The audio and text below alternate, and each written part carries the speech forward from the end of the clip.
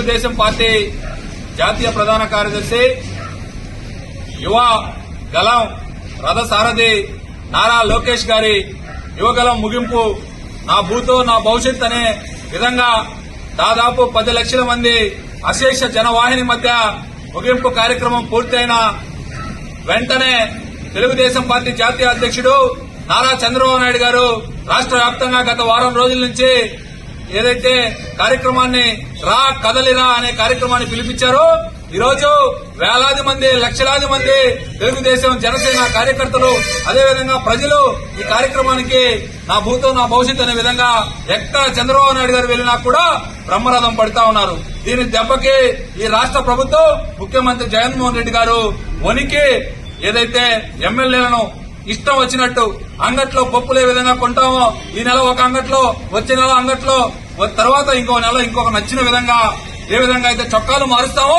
ఆ విధంగా ఈ రోజు ఎమ్మెల్యేలను మార్చే పరిస్థితిలో ఈ రాష్ట్ర ముఖ్యమంత్రి జగన్మోహన్ రెడ్డి గారు ఉన్నారు. ఈ దెబ్బే వచ్చేది తెలుగుదేశం జనసేన కూటమి అని చెప్పి తెలియజేస్తూ ముఖ్యంగా నెల్లూరు జిల్లాకు వస్తే 10 సీట్లు తెలుగుదేశం జనసేన కూటమి గెలవబోతుంది.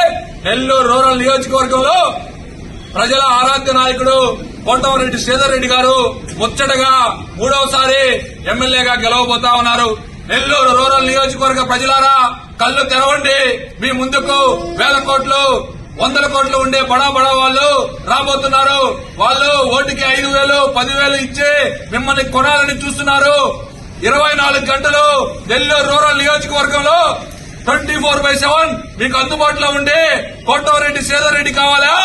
నెలలో కేవలం 3 రోజులు మాత్రమే ముచ్చటగా నెల్లూరులో ఉండి 27 రోజులు పక్క రాష్ట్రాల్లో ఉండే అభ్యర్థులు కావాలా తెలుసుకోవాలని చెప్పి నెల్లూరు రూరల్ నియోజకవర్గ ప్రజలందరికీ మరొకసారి తెలియజేస్తూ రాష్ట్రంలో వచ్చేది తెలుగుదేశం జనసేన కూటమి.